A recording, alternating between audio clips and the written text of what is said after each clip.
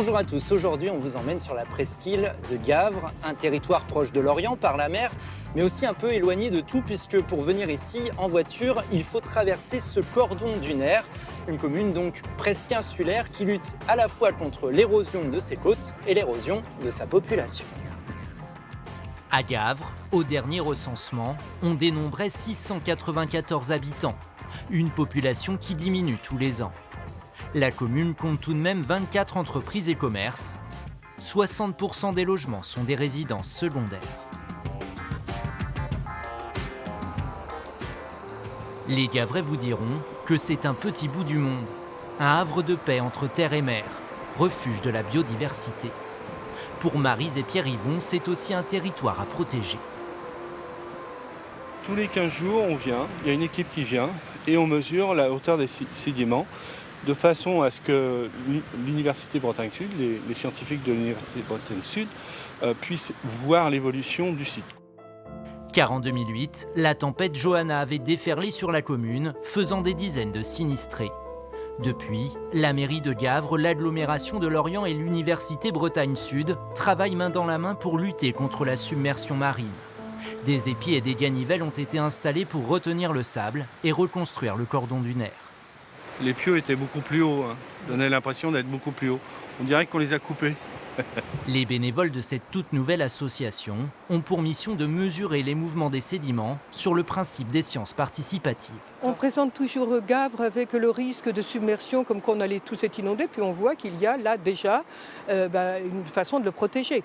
Jusqu'à quand, on ne sait pas, mais c'est quand même passionnant de faire ça, de dire qu'on peut agir. Face au risque d'inondation, des zones ont été déclarées non constructibles. Le réchauffement climatique bouleverse l'appréhension du territoire, mais Gavre doit aussi faire face à d'autres révolutions.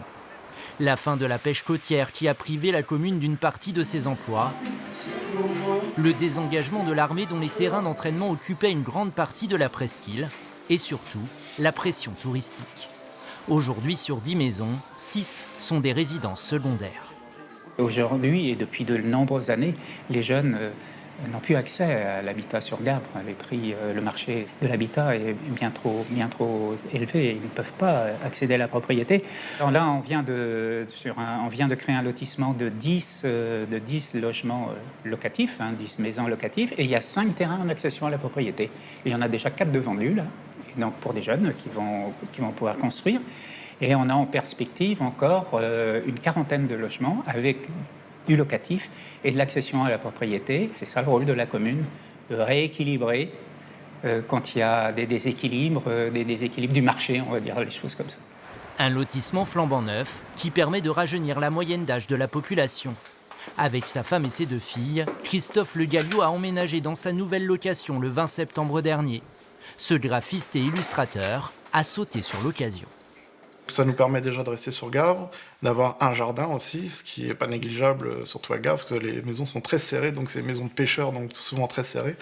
Et puis donc voilà, d'avoir une petite résidence comme ça, où il y a beaucoup de familles aussi, c'était surtout ça le point positif aussi, c'était qu'il y a beaucoup de familles qui ont été accueillies, qui ont des enfants qui vont dans l'école de Gavre pour pouvoir aussi pérenniser l'école. Ramener de l'activité sur le territoire, c'est aussi ce que s'apprêtent à faire Dominique et Pierre-Marie. Comment ça se passe? Bien? Nickel. Les travaux de leur fournil sont presque terminés. Dans quelques semaines, ils seront boulangers bio.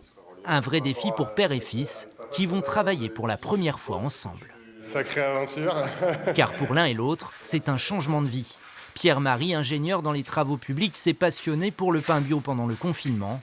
Quant à Dominique, il était avocat d'affaires à Agen depuis plus de 30 ans. Je pense que la pause Covid, la crise sanitaire m'a quand même fait beaucoup réfléchir à un certain nombre de choses. Et je me suis dit que c'était le moment de me poser et de revenir vers mes racines. Une occasion de retrouver les terres familiales, mais aussi de s'engager pour ce territoire, sans boulanger depuis 22 ans. Moi, quand j'étais enfant à Gavre, il y avait une boulangerie, même 2 boulangeries. Et donc, je trouvais que ce projet, c'était un projet très sympathique aussi pour la presqu'île.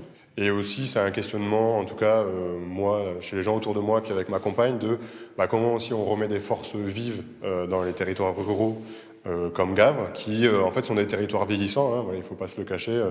Et voilà, ça fait partie aussi petit à petit d'un, je ne sais pas si le renouveau, le terme est peut-être un peu fort, mais en tout cas d'une redynamisation, ça c'est sûr. Les locaux des boulangers sont d'anciens bâtiments militaires rachetés et rénovés par la mairie, et il en existe encore d'autres. Direction la pointe de la Presqu'île, sur un ancien centre de vacances de l'armée. Bienvenue à la Maison Glase, un tiers-lieu ouvert il y a 1 an. Ici, on trouve des gîtes, des endroits pour faire la fête ou pour travailler. En promenant ici, j'ai vu qu'il y avait cet espace, donc je me suis arrêté prendre un café, et puis donc ça m'a donné l'envie de revenir. La Maison Glase est un tiers-lieu, comme on en trouve dans les grandes métropoles. 1,5 hectare géré à la fois par une association d'éducation à l'environnement et une entreprise d'insertion par l'emploi. Le but, c'est d'accueillir toutes sortes de publics. Le but, c'est de brasser tout public. Ici, on accueille des entreprises, des entrepreneurs, des associations, on accueille des promeneurs, on accueille nos voisins, on accueille des chèvres.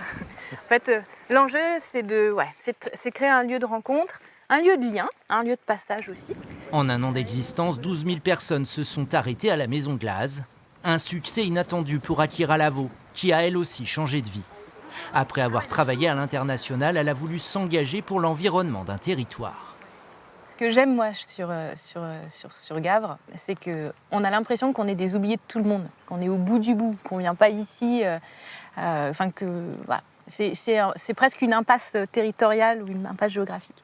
Dans ce petit bout de monde, il est en train de se passer des choses qui sont bien plus grandes que le territoire lui-même. Donc moi, c'est non seulement j'y crois, mais en plus je pense qu'on n'a pas le choix que d'y croire. C'est ça le plus important. Gavre, un territoire témoin des changements qui s'opèrent sur la planète et dans notre société, une commune qui se réinvente grâce à l'engagement des citoyens.